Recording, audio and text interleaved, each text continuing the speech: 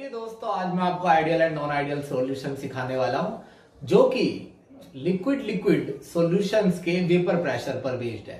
Meaning जब दो liquid solutions को मिलाया जाता है तो उनके मिलने से बनने वाले वेपर के प्रेशर्स पर यह टॉपिक बेस्ड है, जिसमें मेनली हम रॉल्स लॉ के साथ वेपर प्रेशर को निकालने के लिए डील करेंगे। तो आइए, आइडियल सॉल्यूशन क्या होता है मैं आपको सिखाता हूं। सबसे पहले हेडिंग तो आपको पता ही है कि क्या है। आइडियल सॉल्यूशन, जो कि यहां एक हेडिंग डली हुई है, ये इसकी डेफिनेशन है। अगर वाक्य में डेफिनेशन पढ़कर समझ में आती तो आज मैं यहां खड़ा नहीं होता आपको समझाने के लिए। ये डेफिनेशन बेशक सबसे पहले लिखी है, लेकिन मीनिंग हम इसका सबसे लास्ट में ही समझेंगे ठीक से। तो टॉपिक जो कि दो लिक्विड्स के मिक्सचर पर बेस्ड है, यानी दो लिक्विड्स को मिलाने से बनने वाले वेपर प्रेशर पर बेस्ड है, उस पर चलते हैं और मैं आपको बताता हूं। ये लिक्विड ए है और ये लिक्विड ए मैंने क्लोज कंटेनर में लिया है। कंटेनर क्लोज है। ये लिक्विड ए के पार्टिकल्स हैं और ये पार्टिकल्स रैंडम डायरेक्शंस में मूव कर रहे हैं, क्योंकि लिक्विड्स के पार्टिकल्स में काइनेटिक एनर्जी होती है और वो पार्टिकल्स रैंडम डायरेक्शन में लगातार मूव करते रहते हैं, इधर उधर मूव करते रहते हैं। तो जब वो इधर उधर मूव करते हैं तो ये आपस में टकराते हैं और इनके आपस में कोलिजन होने से लिक्विड के सरफेस पर जो पार्टिकल मौजूद होते हैं, मान के चलिए कि ये पार्टिकल अगर इस पार्टिकल से कोलाइड कर जाए तो इस बात के चांसेस हैं कि ये पार्टिकल लिक्विड के सरफेस को छोड़कर वेपर में बदल जाए। तो इस तरीके से ये जो पार्टिकल आपको ऊपर दिख रहे हैं, ये नीचे वाले लिक्विड के इवेपोरेट होने से बने हैं। क्योंकि कंटेनर क्लोज है तो ये पार्टिकल इसके बाहर नहीं जा सकते, तो ये फिर आपस में टकराकर वापस नीचे आते हैं। तो ये प्रोसेस, इसका मतलब दो डायरेक्शंस में चलता है। पार्टिकल ऊपर जाते हैं, आपस में फिर से कोलाइड करते हैं और वापस नीचे आ जाते हैं।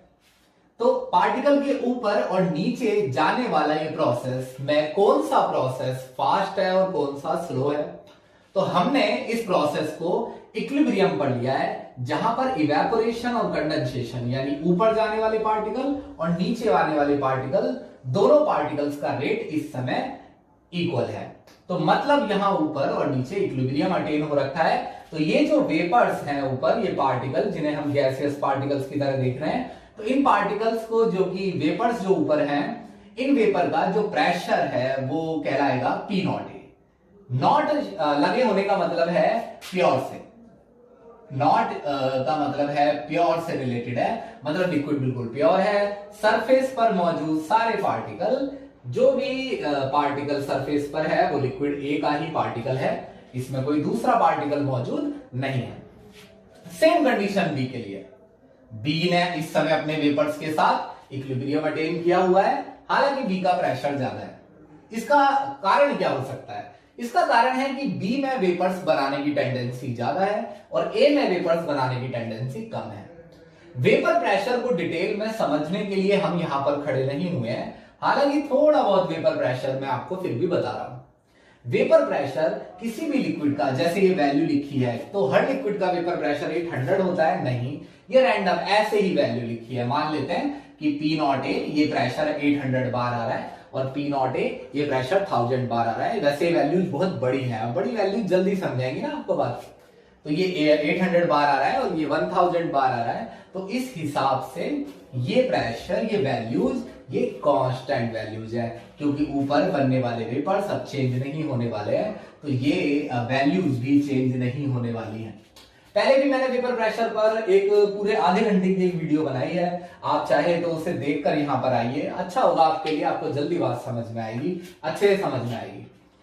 तो ये वैल्यू, यानी ए के लिए ये वैल्यू चेंज नहीं होगी, हमेशा ए यही वैल्यू देगा एक खास टेम्परेचर पर। मान लीजिए सारा प्रोसेस 298 केल्विन पर चल रहा है, तो ये यही वैल्यू देगा ए हमेशा, और बी हमेशा यही वैल्यू देगा। अब चलिए इन दोनों को मिक्स कर देते हैं। वैल्यू 40 मोल्स लिए थे, 40 मोल बराबर लिए। कोई रीजन है बराबर लेने का? नहीं जी, कोई रीजन नहीं है। जो भी फॉर्मूले हैं उन पर कोई रिस्ट्रिक्शन नहीं है। मैंने 40 मोल्स ए के लिए और 40 मोल्स बी के, और इन दोनों को मिलाया। तो इन दोनों को मिलाने पर अब आप नीचे देखिए, कुछ पार्टिकल ए के हैं और कुछ पार्टिकल बी के हैं। मिलाते वक्त आप इस बात को यहां पर मैं मेंशन कर देता हूं कि मिलाते वक्त मैंने ए के 40 मोल ले लिया है, मैंने ए के सिर्फ 10 मोल लिए, और बी के भी मैंने 40 मोल ले लिया है, 40 में से मैंने सिर्फ 30 मोल लिए हैं बी के, और वैसे सॉल्यूशन टोटल अभी भी 40 मोल ही है। तो अब हमें किस चीज पर चलना चाहिए? देखिए, इस समय ऊपर दोनों पार्टिकल वेपर बना रहे हैं, ए और बी। वेपर कैसे बना रहे हैं? अभी आपको मैंने 1 मिनट पहले बताया कि वेपर कैसे बना रहे हैं। तो इस समय दोनों particle A and B vapours बना रहे हैं, और ये भी सिस्टम किसमें? इक्विलिब्रियम में। यहां तो सिर्फ इतना लिखा है, now mix this solution together. मगर एक जरूरी बात और जो माइंड में डाल लेनी चाहिए वो ये है कि इस समय रेट ऑफ इवेपोरेशन किसके इक्वल हो गया है? Rate of condensation. Rate of evaporation rate of condensation के इक्वल है। अब यहीं पर एक बात हम ऐड करते हैं, नहीं, ये तो पिछले भी टॉपिक्स में ऐसा ही हुआ था। देखिए, ए एंड ए, ये लिक्विड जिनके पार्टिकल्स के बीच फोर्स ऑफ अट्रैक्शन होता है, कम होता है बेशक लेकिन होता तो है। तो ये ए और ए, ये लाइन दिखाती है ए और ए के पार्टिकल्स के बीच अट्रैक्शन बॉन्ड है, और बी के पार्टिकल भी आपस में एक दूसरे को अट्रैक्ट करते हैं। तो एक चीज देखिए, वेपर में बदलने की टेंडेंसी इस बात पर डिपेंड करती है कि ए के पार्टिकल्स में कितना ज्यादा अट्रैक्शन है। अगर ये और ये पार्टिकल एक दूसरे को बहुत टाइटली होल्ड कर लेंगे, यानी ये सारे ही पार्टिकल्स एक दूसरे को अगर बहुत टाइटली होल्ड करेंगे, तो इनके लिए वेपर बनाना मुश्किल होगा और यहां वेपर की डेंसिटी कम होगी। और अगर पार्टिकल्स के बीच अट्रैक्शन कम है, यानी वो एक दूसरे को ज्यादा पसंद नहीं करते हैं, तो ये चांसेस ज्यादा है कि पार्टिकल एस्केप आउट होकर ऊपर आ जाएंगे, यानी उस समय वेपर बनाने की टेंडेंसी ज्यादा होगी और ज्यादा वेपर बनेंगे। तो ये अट्रैक्शन सिर्फ हमें ये बताता है कि जितना ज्यादा अट्रैक्शन लिक्विड के पार्टिकल्स में होता है, उतना ही कम लिक्विड का वेपर प्रेशर निकल कर आएगा। तो अब ए और बी को मिक्स करने पर जो ये सॉल्यूशन बना है, इसमें ए और बी दोनों के पार्टिकल्स हैं, यानी इस बात के पूरे चांसेस हैं कि अब जो अट्रैक्शन है वो ए और ए के बीच में तो है ही, यानी ए के पार्टिकल भी ए के कांटेक्ट में आते होंगे और बी के पार्टिकल्स भी बी के कांटेक्ट में आते होंगे, लेकिन एक नया अट्रैक्शन भी है ए और बी के बीच, यानी कुछ पार्टिकल ए के किसके कांटेक्ट में आते होंगे? बी, यानी ये आदमी मान के चलिए इसे अट्रैक्ट कर रहा है, तो ये ए है और ये बी है, तो अब ये ए भी एक दूसरे को अट्रैक्ट कर रहे हैं। यहां तो सिर्फ ए था, यहां बी था, लेकिन यहां ए भी आ गया है। अब ये देखिए, यहां ये पार्टिकल आपस में दोनों ही बी एक दूसरे को अट्रैक्ट कर रहे हैं, मान लीजिए। अब यहां मान लीजिए दोनों ए एक दूसरे को अट्रैक्ट कर रहे हैं, तो मतलब नए अट्रैक्शन भी बने हैं। या इससे सिंपल एक बात माइंड में डालनी है, तो समझिए कि अब ए के पार्टिकल्स बी के पार्टिकल्स के साथ अटैच है, तो ए और बी के बीच अट्रैक्शन बना है। तो अगर मैं रॉल्स लॉ अप्लाई करता हूं क्या निकालने के लिए? ऊपर का वेपर प्रेशर निकालने के लिए। तो वो रॉल्स लॉ कुछ इस तरीके से होगा कि जब सारे पार्टिकल नीचे लिक्विड ए के लिए जाते हैं, तो उस समय लिक्विड ए का फ्रैक्शन आता है XA इक्वल टू 1, क्योंकि सारे पार्टिकल लिक्विड ए के हैं और ये सारे पार्टिकल लिक्विड बी के हैं, XB इक्वल टू 1। अब यहां पर हमने नीचे सारे पार्टिकल ए के और बी के नहीं लिए हैं, यहां पर ए के 10 मोल है और बी के 30 मोल है। इस हिसाब से अब यहां ए का फ्रैक्शन, किसका? ए का, नीचे ए के पार्टिकल्स का फ्रैक्शन 1/4 है। कैसे 1/4 है? ए के मोल और नीचे टोटल मोल, ये दोनों आदमी रिप्रेजेंट करते हैं टोटल मोल, ये टोटल मोल है। तो मैंने ऊपर लिखा है 10 ए के मोल और नीचे लिखा है 10 + 30 यानी 40 बी टोटल मोल। तो 10 अपॉन में 40 यानी 1/4, 10 अपॉन में 40 अपॉन 1/4, तो ये ए का फ्रैक्शन है। अरे वो तो वैसे ही दिख रहा है यार, टोटल मोल 40 है और 40 में से ए के 10 है, तो 40 मोल में ए का पार्टीशन 1/4 हो गया ना। और ये टोटल मोल ये बी का फ्रैक्शन है, इसके लिए बी के मोल ऊपर और बी के मोल कितने हैं? 30 और टोटल मोल कितने 30 प्लस 10 यानी 40, और ये 30/40 को डिवाइड करने पर आया 3/4। तो अब ये ए का फ्रैक्शन है और ये बी का, यानी अब पहले नीचे सारे पार्टिकल ए के थे, लेकिन अब नीचे सारे पार्टिकल ए के नहीं है। ए के पार्टिकल नीचे 1/4 है, ए के पार्टिकल नीचे 1/4 है, जो कि ऊपर है। ध्यान देना है, ऊपर नीचे दोनों जगह नजर रखनी है ऐसे। तो ए के पार्टिकल पहले सारे ही पार्टिकल ए के थे नीचे, लेकिन अब ए के पार्टिकल 1/4 है। तो अगर नीचे ए के पार्टिकल 1/4 है, तो सरफेस पर भी ए और बी यानी टोटल पार्टिकल में से सरफेस पर भी ए के पार्टिकल 1/4 ही होंगे, यानी सारे पार्टिकल सरफेस पर ए के नहीं होंगे, कुछ पार्टिकल सरफेस पर बी के होंगे। तो टोटल में से ए के कितने होंगे 1/4, क्योंकि पूरे सॉल्यूशन में ही ए के पार्टिकल्स का नंबर 1/4 हो गया है। और ज्यादा से ज्यादा पार्टिकल सरफेस पर बी के होंगे 3/4। तो अब जब सारे पार्टिकल सरफेस पर ए के होते हैं तो ए का प्रेशर 800 होता है।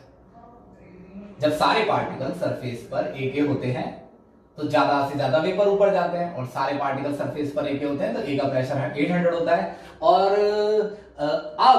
अब सारे पार्टिकल तो ए के है नहीं सरफेस पर, अब कितने बचे हैं 1/4। तो अब इस इक्वेशन पर आ जाइए, इस इक्वेशन के हिसाब से अगर मुझे इस कंडीशन में ए का प्रेशर निकालना है, जो कि पी ए हो जाएगा ना बच्चों, जो कि पी ए हो जाएगा। 1 मिनट मुझे लिखने दीजिए, 1 मिनट। ये पी ए हो जाएगा, ए का प्रेशर यहां लिख देता हूं पी ए। यहां अब ए का प्रेशर है ऊपर ऊपर ऊपर ऊपर लिखते हैं पी ए। अब यहां ए का प्रेशर है पी ए और बी का प्रेशर है पी बी। टोटल प्रेशर ए और बी को मिलाने से बनेगा ये बी का प्रेशर है, ये ए का प्रेशर है। तो मैं ए का प्रेशर कैसे निकालूंगा, डायरेक्ट इस वीडियो पे भी आना है। रॉल्स लॉ जो हमने पहले पढ़ा है उसके हिसाब से मैं ए का प्रेशर ऐसे निकालूंगा कि जब सारे ही पार्टिकल सरफेस पर ए के थे तो प्रेशर था, चलिए इस लाइन को लेकर चलते हैं, कितना था 800, जब सारे पार्टिकल सरफेस पर ए के थे। अब क्योंकि अंदर 1/4 पार्टिकल है तो चांसेस सरफेस पर भी 1/4 पार्टिकल होंगे, तो अब ए के वेपर बनाने की टेंडेंसी 1/4 है, मतलब पहले के मुकाबले। तो 800 यहां मैं लिखूंगा और फ्रैक्शन ए का यहां लिखूंगा 1/4, यानी 800 का 1/4 करते ही ए का प्रेशर निकल जाएगा। यानी यहां ए सिर्फ कितना प्रेशर डाल रहा है 200 बार। लेकिन मैंने तो बोला कि ए का मतलब किसी लिक्विड का वेपर प्रेशर चेंज नहीं होता। अरे जब वो प्योर फॉर्म में हो, सॉल्यूशन में तो चेंज हो जाता है। सेम बी के लिए है, पी नॉट बी 1000 बार। ये रहा ये बिल्कुल पास में, देखिए इसे यहीं पकड़ लीजिए 1000 बार जब सारे पार्टिकल बी के हों। अब बी के पार्टिकल 3/4 हो गए, ये रहा 3/4, तो फिर 1000 का 3/4 कर दीजिए, तो 3/4 करते ही प्रेशर आएगा 750 बार। अब टोटल प्रेशर ए का पार्शियल प्रेशर यहां नहीं देखना, ये तो नॉट ए है, ए का प्रेशर प्लस बी का प्रेशर 950 बार। तो ये सब जो मैंने किया है इससे टॉपिक का क्या रिलेशन है। देखिए टॉपिक आपको ये समझा रहा है कि अगर कोई सॉल्यूशन आइडियल है, यानी मैं ये मानता हूं कि ये सॉल्यूशन आइडियल है, तो ए और बी को मिलाने पर वेपर प्रेशर बनेगा, और वो वेपर प्रेशर मैं रॉल्स लॉ से निकालूंगा। ये रॉल्स की इक्वेशन है, ए और बी, ये पार्शियल प्रेशर निकालूंगा। दोबारा एक बार बोलता हूं मैं, देखिए आइडियल सॉल्यूशन वो है जिसमें जब मैं दो सॉल्यूशंस को मिलाता हूं, तो ये एक सॉल्यूशन है, मैं मान लेता हूं ये आइडियल है। तो अगर ये सॉल्यूशन आइडियल है तो इसका मतलब ये होगा कि जो ऊपर ए और बी ने प्रेशर डाला है, पी ए और पी बी, और वो प्रेशर मैं इस इक्वेशन से निकाल रहा हूं। और इक्वेशन किससे बिलोंग करती है, रॉड्स से। और ये मेरा प्रेशर आया 200 और ये मेरा प्रेशर आया 750 बी का, यानी यहां ए का प्रेशर है 200 और बी का 750। और ये प्रेशर मैंने क्या मान के निकाला है, ये प्रेशर मैंने ये मान के निकाला है, जो 200 मैंने निकाला है, ये मैंने ये मानकर निकाला है कि जब सारे पार्टिकल ए के होते हैं तो प्रेशर 800 होता है, और जब पार्टिकल ए के 1/4 हो गए हैं तो प्रेशर 800 का ही क्या कर दीजिए 1/4 कर दीजिए। क्या इसमें कोई कमी है मेरे सोचने में?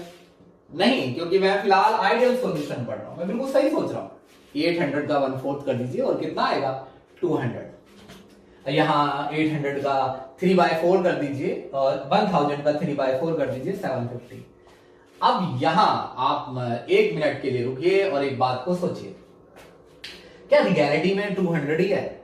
ये तो रॉल्स का फॉर्मूला बता रहा है। अरे मैंने मैथ से यहां निकाला यार, अब ये रियलिटी में 200 ही है, इसके क्या चांसेस है? प्रेशर कितना है मान के चलिए वो भगवान जानता है, और मैंने भगवान को आवाज लगाई कि प्रेशर कितना है और ए का यहां पर, और भगवान ने भी बताया 200 है, और मैंने बी का पूछा तो भगवान ने बताया 750 है। इसका मतलब रॉड्स की इक्वेशन से जो फॉर्मूला निकाला जा रहा है वो बिल्कुल करेक्ट है, जो वैल्यूज निकाली जा रही है वो करेक्ट है, क्योंकि भगवान ने भी ये कह दिया है कि यही प्रेशर आएगा। तो मैं इस बात से क्या समझू? मैं इस बात से समझूंगा कि ये सॉल्यूशन रॉल्स लॉ का सम्मान करता है, और रॉल्स लॉ से इस सॉल्यूशन का वेपर प्रेशर निकाला जा सकता है। फिलहाल मैंने इस कंसंट्रेशन पर, ये कंसंट्रेशन है, इस कंसंट्रेशन पर प्रेशर निकाला है। अगर मैं कंसंट्रेशन कुछ और लू, हाफ हाफ ले लू नीचे पार्टिकल, या 1/5 ले लू, एक ही कंसंट्रेशन कुछ और ले लू, तो मतलब मैं कोई भी वैल्यू लू, एक्स मोलर एक्स एक्स भी क्या है? Mole fraction. तो मोल फ्रैक्शन क्या होता है? कंसंट्रेशन को एक्सप्रेस करने का तरीका। ये थर्ड वीडियो में बताया मैंने, कंसंट्रेशन को एक्सप्रेस करने का तरीका होता है। तो कंसंट्रेशन को एक्सप्रेस किया, और फिलहाल कंसंट्रेशन कितनी है? 1/4, 3/4। अगर ये चेंज हुई तो चेंज होगी तो कोई दिक्कत नहीं है, फिर आप इनमें फिर से दूसरी वैल्यूज की मल्टीप्लाई कर देना, ये तो चेंज नहीं होंगे तो कांस्टेंट है। जैसे मान लीजिए ये भी हाफ है और ये भी हाफ है, तो 800 का हाफ कर दीजिए 400, और 1000 का हाफ कर दीजिए 500, तो फिर प्रेशर निकल कर आएगा। वो प्रेशर हम भगवान से पूछेंगे, भगवान भी कहेंगे हाँ यही प्रेशर है, तुम बहुत अच्छा काम कर रहे हो। तो मैं इसी समय समझ जाऊंगा कि रॉल्स लॉ बहुत अच्छे से यहाँ अप्लाई हो रहा है, और हर बार चाहे कुछ भी कंसंट्रेशन ली गई हो, रॉल्स लॉ से निकाला गया प्रेशर हमेशा सही आता है। तो इसका मतलब ये इक्वेशन रॉल्स लॉ को फॉलो करता है। तो ऐसा सॉल्यूशन जो रॉल्स लॉ को ओबे करता है किसी भी टेम्परेचर और कंसंट्रेशन की रेंज में, फिलहाल मैंने जो समझाया वो कंसंट्रेशन की रेंज में, हालांकि टेम्परेचर भी अगर मैं चेंज करूं तो भी इक्वेशन को रॉल्स लॉ को फॉलो करना चाहिए। तो ये सॉल्यूशन, मैं इस सॉल्यूशन का वेपर प्रेशर, पार्शियल प्रेशर ए और बी का, इस सॉल्यूशन का कभी भी रॉल्स लॉ से निकालता हूं तो हमेशा मेरा फॉर्मूला यानी मेरी वैल्यूज बिल्कुल करेक्ट आती है, यानी मुझे प्रैक्टिकल करने की भी जरूरत नहीं है, वेपर प्रेशर हमेशा सही आ रहा है। ऐसा अगर होता है तो सॉल्यूशन क्या कहलाता है? आइडियल। अब आइडियल सॉल्यूशन का ये सबसे पहला कैरेक्टर हो गया। ये सबसे पहला कैरेक्टर मतलब जिसमें ऐसा हो कि P नॉट ए एक्स के बराबर हो रियलिटी में, मतलब ये तो मान के चलिए भगवान ने जो प्रेशर बताया और ये प्रेशर मुझे फॉर्मूले ने बताया, ऐसे मल्टीप्लाई कर लो, और भगवान ने जो प्रेशर बताया और जो फॉर्मूले ने बताया वो बराबर आ गया, तो मतलब ये इक्वेशन में P A इसके बराबर है, और अगर P B इसके बराबर है तो इसका मतलब होगा कि सॉल्यूशन रॉल्स लॉ को फॉलो कर रहा है। तो ये सबसे पहली कंडीशन है आइडियल सॉल्यूशन की। दूसरी कंडीशन ये है कि सॉल्यूशन कब आइडियल होगा? जब ए और ए के बीच जो अट्रैक्शन है, मतलब ए के पार्टिकल्स के बीच में जो अट्रैक्शन है और बी के पार्टिकल्स के बीच में जो अट्रैक्शन है वही ए और बी के बीच हो, क्योंकि यहां जब मैं मिक्स करता हूं तो ब्लू और रेड पार्टिकल एक दूसरे के सामने आते हैं। तो रेड पहले रेड के साथ हुआ करता था, जब उसका अट्रैक्शन बहुत अच्छा हुआ करता था दोनों का आपस में। अब रेड ब्लू के साथ है तो रेड रेड को भूल गया, क्योंकि ब्लू के साथ भी उसका अट्रैक्शन वैसा ही है जैसा रेड के साथ है, रेड को फील ही नहीं हुआ कि वो ब्लू के साथ है। तो ऐसा अगर होता है कि ए और ए के बीच जो अट्रैक्शन है वही अट्रैक्शन ए और बी के बीच है, और बी और बी के बीच जब अट्रैक्शन है तो वही अट्रैक्शन ए और बी के बीच में, अगर ऐसा होता है तभी ये फॉर्मूले ठीक से वर्क करेंगे रॉल्स लॉ के। अब रियलिटी में ऐसा होने से ये फॉर्मूले कैसे वर्क करने लगते हैं मैं अभी समझाऊंगा इस बात को। Delta we mix change in volume on mixing is 0। मान के चलिए कि मैं 50 सेंटीमीटर क्यूब, मान के चलिए कि मैं 50 सेंटीमीटर क्यूब सॉल्यूशन ए लेता हूं और 50 सेंटीमीटर क्यूब सॉल्यूशन बी लेता हूं और इन्हें मिक्स करता हूं, और मिक्स करने पर टोटल वॉल्यूम 100 है। पहले टोटल कितना था? 100, और अब भी टोटल कितना है? 100। तो मतलब वॉल्यूम में कोई चेंज नहीं आया। तो क्या ऐसा भी होता है कि कुछ सॉल्यूशंस में वॉल्यूम चेंज हो जाता है? भाई मैंने तो सुना है 5 लीटर और 5 लीटर डालो तो 10 लीटर हो जाता है, हमेशा ऐसा नहीं होता है। अगर 5 लीटर और 5 लीटर मैंने आपस में मिलाया ए और बी, और ए और बी के पार्टिकल्स को एक दूसरे का साथ पसंद नहीं आया और बहुत ज्यादा धक्का मुक्की उनके बीच होने लग गई, तो पार्टिकल आपस में मिलने से फैल जाएंगे। और अगर वो पार्टिकल ज्यादा फैल गए तो टोटल यानी कि 50-50 मैंने बेशक से मिलाया था, 50 सेंटीमीटर क्यूब 50 सेंटीमीटर क्यूब वैसे मैंने बेशक से मिलाया था, लेकिन मिलने से 100 नहीं हुआ बल्कि वॉल्यूम और बढ़ गया। क्यों बढ़ गया? क्योंकि पार्टिकल्स ने को धक्का मुक्की की। ऐसे नहीं आता समझ में, तो ऐसे देखो, मान लो मैंने ए और बी को मिलाया और ए को बी के पार्टिकल बहुत ही पसंद आए, मतलब ए ने बी जैसा पार्टिकल आज तक देखा ही नहीं है, इनमें ऐसी दोस्ती हो गई है कि एक दूसरे के लिए पागल हुए जा रहे हैं और एक दूसरे के इतना करीब आ गए हैं कि मैं इनके बीच सुई भी नहीं घुसा सकता। तो ए और बी के पार्टिकल्स के बीच का गैप घट जाएगा। तो आपको तो लग रहा था 50-50 100 हो जाएगा, लेकिन 50-50 को मिलाने पर दोनों पार्टिकल्स ने एक दूसरे को ऐसे पकड़ा कि इनके बीच का वॉल्यूम 100 नहीं हुआ बल्कि 100 से कम आने लग गया। लेकिन यहां ऐसा होता है क्या? नहीं, क्योंकि वही अट्रैक्शन है ए और बी के बीच जितना ए बी के बीच है, इसलिए वॉल्यूम में कोई चेंज नहीं आया। अब सवाल है डेल्टा एच मिक्स इज 0, मतलब दोनों को मिलाऊं तो हीट ना निकले ना हीट मुझे देनी पड़े। Change in enthalpy, change in heat is 0। मैं तुम्हें ये बिल्कुल किसी इजी वे में समझाता हूं। Change in delta H mix is 0 ये कैसे? देखिए, मैं ए और बी और बी के बीच के बॉन्ड को इक्वल मान रहा हूं, है? तो ए के बीच के बॉन्ड को तोड़ने में एनर्जी लगी, बॉन्ड तोड़ने में एनर्जी लगती है ना 400 किलो जूल एनर्जी लग गई ए के बीच के बॉन्ड को तोड़ने में, और बी के बीच के बॉन्ड को तोड़ने में भी 400 किलो जूल एनर्जी लग गई। टोटल एनर्जी कितनी लगी है बॉन्ड तोड़ने में? 800। अब ए बी और ए बी को मिक्स, ये ए और बी बना, बॉन्ड बनता है, ये बना है ना, ये टूटे हैं। जैसे ए अलग हुआ, ए से ए अलग हुआ, बी से बी अलग हुआ, ए से बी मिला, इस वाले ए से ये वाला बी मिला, तो पुराने बॉन्ड टूटे हैं और नए बॉन्ड बने हैं, यानी ये बॉन्ड टूट गए और ये बॉन्ड बने।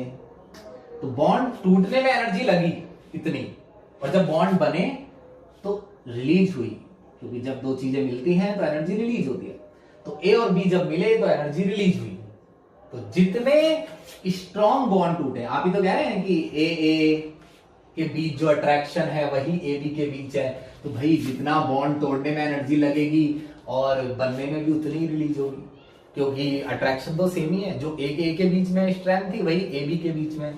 तो इस कंडीशन में जितनी एनर्जी बॉन्ड तोड़ने में लग रही है 800, और उतनी ही बॉन्ड रिलीज होने में लग रही है, बन रही है।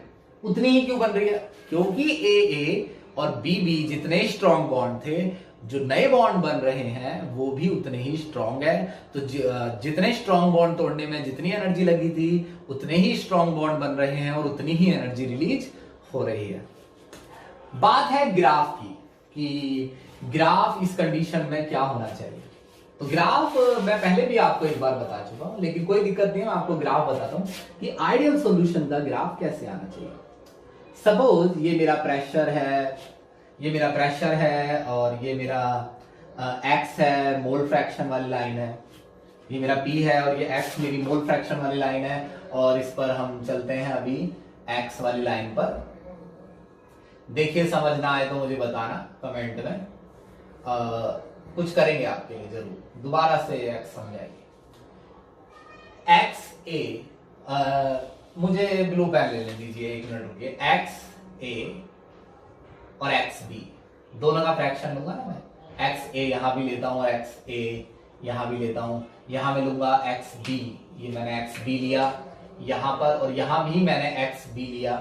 तो एक्स ए यहां पर कितना है? एक्स ए है यहां पर 1 और एक्स ए यहां 0 है और एक्स बी यहां पर है 0। ये मैं राइट पेन से लिखूंगा, एक मिनट रुकिए। ये आपको दिखना चाहिए कि ये फ्रैक्शन किसका है और ये हाफ। चलिए यहां पर अब देखिए, जब फ्रैक्शन ए का 1 है तो मतलब ए के साथ और कोई चीज नहीं है, तो फिर प्रेशर भी सारा इस जगह पर फ्रैक्शन 1 है ना, तो इसी जगह पर प्रेशर लीजिए, ये मान लीजिए ये प्रेशर है, तो ये सारा प्रेशर भी तो ए का ही होगा, क्यों ये सारा प्रेशर ए का क्यों होगा? अरे ये क्योंकि अंदर है ही ए, अब ए के अलावा अंदर कुछ है ही नहीं। क्यों नहीं है ए के अलावा अंदर? ये देखिए ना, आप ही तो लिख रहे हैं कि फ्रैक्शन 1 है, लेकिन यहां चलूंगा तो क्या ये 1 बढ़ेगा? फ्रैक्शन 1 से ज्यादा होता ही नहीं है, तो ये 1 घटेगा, तो 1 घटेगा तो बी बढ़ेगा ना। किसी एक इसका फ्रैक्शन घटा क्यों? जरूर इसमें बी डाला गया है, तभी कुछ डाला गया है ना इसमें, इसलिए तो इसका फ्रैक्शन घटा। तो इसका फ्रैक्शन घटेगा, इसका बढ़ेगा। अब मान लीजिए यहां फ्रैक्शन हाफ हो गया, एक्स ए हाफ है और एक्स बी भी हाफ है, एक्स ए हाफ है और एक्स बी भी हाफ है। तो ग्राफ अगर राइट में जाते हैं तो ए के पार्टिकल्स घट रहे हैं, तो ए का प्रेशर भी घटेगा, और यहां तक आते आते ए का प्रेशर, ए का फ्रैक्शन 0 हो गया है, तो इसलिए ए का प्रेशर भी 0 हो गया है। अब चलिए अगर मैं बी की बात करूं तो यहां बी का प्रेशर 0 है, लेकिन जैसे जैसे मैं आगे जा रहा हूं बी का फ्रैक्शन बढ़ रहा है, बी का प्रेशर भी बढ़ रहा है, और बी का प्रेशर यहां आते आते हो गया 1000 बार, और ये मैंने लिखा पी नॉट बी। तो ये ग्राफ्स हम पहले भी ड्रॉ कर चुके हैं, लेकिन कोई बात नहीं। अब ये वैल्यू हाफ, देखो जैसे मैं यहां एक मार्क करता हूं हाफ पर, यहां एक मार्क करता हूं, इसके लिए मैं ब्लैक पेन लेता हूं, 1 मिनट रुकिए। अगर मैं यहां मार्क करता हूं हाफ और यहां भी मार्क करता हूं हाफ, तो देखिए अगर ए का फ्रैक्शन हाफ है और यही सॉल्यूशन है, तो 800 का कितनी वैल्यू यहां आएगी? हाफ, यानी कि 400 बार, और बी का भी फ्रैक्शन हाफ है, तो यानी 500 बार। तो टोटल कितना आएगा? 5 और 400 900 यहां। तो मतलब एक लाइन यहां भी खींची जा सकती है, जो फ्रैक्शंस के, जो इन प्रेशर्स का सम होगा। यानी जैसे ये फ्रैक्शन है, तो ये है बी का प्रेशर, और ये है इस समय इस फ्रैक्शन पर बी का प्रेशर ये है, ए का ये है, टोटल ये है, तो ये लाइन है टोटल प्रेशर को रिप्रेजेंट करती है, P total equal to P A plus P B. Line ऐसी आती है किसके लिए? आइडियल सॉल्यूशन के लिए। ये क्या है? ये है आपका पी बी वाली लाइन, और ये है पी ए वाली लाइन। तो अब हम इसके बाद नॉन आइडियल सॉल्यूशंस पर चलते हैं दोस्तों, देखते हैं नॉन आइडियल सॉल्यूशन किस तरीके से आइडियल सॉल्यूशन से अलग है।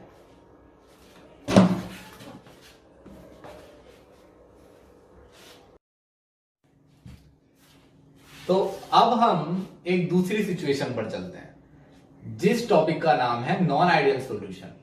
जैसा हमने आइडियल सॉल्यूशन में पढ़ा था कि ये वो सॉल्यूशंस होते हैं जिन सॉल्यूशंस का वेपर प्रेशर रॉल्स लॉ से निकाला जा सकता है, यानी इन सॉल्यूशंस के लिए रॉल्स लॉ कभी भी फेल नहीं होगा, और हमें बार बार वेपर प्रेशर निकालने के लिए प्रैक्टिकल्स करने की जरूरत नहीं है, जस्ट फॉर्मूलों से ही रॉल्स के हम सॉल्यूशंस का वेपर प्रेशर निकाल सकते हैं।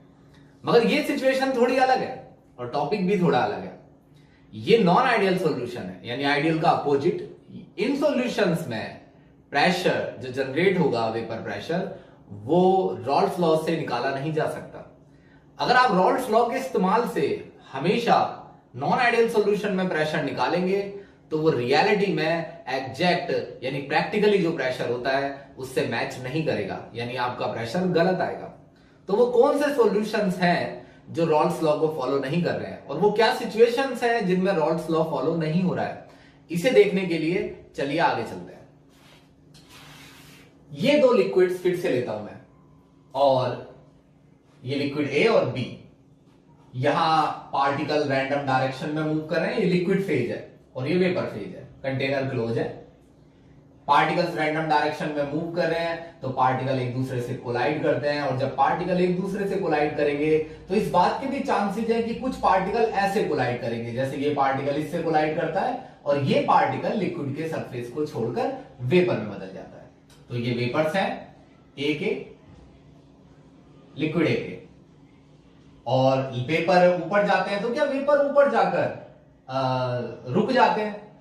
अरे जब वो वेपर में बदलते हैं तब भी वो आपस में कोलाइड करते हैं, और ऐसे कोलिजन्स में ये भी चांस है कि कुछ पार्टिकल ऊपर से नीचे आते हैं। यानी यहां दो प्रोसेस चल रहे हैं, एक तो नीचे से ऊपर जाने वाला और एक ऊपर से नीचे जाने वाला।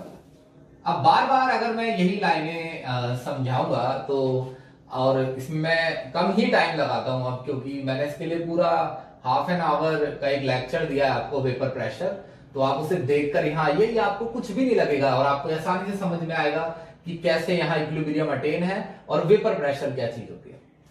फिलहाल ये वेपर्स हैं और इन वेपर्स का प्रेशर गैस प्रेशर डालती है, वेपर भी गैस के अंदर आते हैं। इन वेपर्स का प्रेशर वेपर प्रेशर कहलाएगा, जिसकी हम नॉर्मली हमेशा कितनी वैल्यू ले लेते हैं, 800। लिक्विड ए के लिए मोस्टली हमने ये लिया 800 बार। हालांकि 800 बार बहुत बड़ा प्रेशर होता है, लेकिन आप इसकी फिक्र मत कीजिए, हम रैंडम वैल्यूज का इस्तेमाल कर रहे हैं, बड़ी वैल्यूज से बात जल्दी समझ में आएगी। सेम सिचुएशन यहां कॉपी कर लीजिए माइंड में, और यहां जो वेपर्स बन रहे हैं उन वेपर्स का प्रेशर है 1000 बार, मान लेते हैं ऐसा। तो ये भी दिखा रहा है कि सभी लिक्विड्स का प्योर फॉर्म में, ये प्योर लिखना माइंड में रखना बहुत जरूरी है, pure liquid A and pure liquid B. तो सभी लिक्विड्स का प्योर फॉर्म में एक अपना वेपर प्रेशर होता है, सभी लिक्विड्स का प्योर फॉर्म में अपना वेपर प्रेशर होता है, और ये वैल्यू कांस्टेंट होती है। ये मैं पहले 1,00,000 बार बोल चुका हूं, अब 1,00,001 हो गया है। तो ये ध्यान रखना कि ये वैल्यू कांस्टेंट होती है, चेंज नहीं होगी जब तक टेम्परेचर चेंज नहीं होगा। अब क्या किया गया है सिचुएशन में, दोनों लिक्विड्स को मिक्स किया गया है। Now we mix these solution together. तो अब हमने इन सॉल्यूशंस को आपस में मिक्स कर लिया है। तो जब हम दो लिक्विड्स को मिक्स करते हैं तो होता ऐसा है कि जो लिक्विड्स पहले ए था, ए सारे पार्टिकल ए के हैं, तो यानी कि ए के कांटेक्ट में ए के ही पार्टिकल हैं, यानी जो फोर्स ऑफ अट्रैक्शन है वो ए टाइप है। ए यानी सारे पार्टिकल जो वो ए के हैं वो ए से ही अट्रैक्टेड है, यहां बी के पार्टिकल बी से अट्रैक्टेड हैं। लेकिन यहां अगर हम ऐसा करेंगे, मिक्स करेंगे, तो आप देख रहे हैं कि ए के पार्टिकल्स के बीच जो गैप है उनमें बी के पार्टिकल्स फिल हो गए हैं। अब कंटेनर हम क्लोज करेंगे और आगे सिचुएशन पर चलेंगे।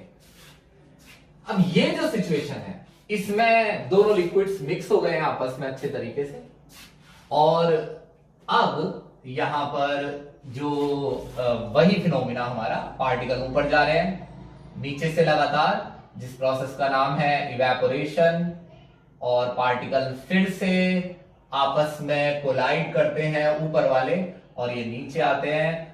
ये एरोज मुझे बनाने दीजिए ताकि आपका माइंड जब जब फिगर को देखेगा तो आपको हमेशा लगेगा कि पार्टिकल मूव कर रहे हैं रैंडम डायरेक्शंस में। अब वेपर्स के अमाउंट में कोई चेंज नहीं होने वाला है, वेपर्स जितने भी हैं। तो चलिए मुझे ब्लू वेपर्स भी बनाने दीजिए। अब मैं ब्लू वेपर्स बनाता हूं, इसमें ये ब्लू वेपर्स हैं यानी लिक्विड ए, दोनों सॉल्यूशंस के वेपर है, लिक्विड ए और लिक्विड बी।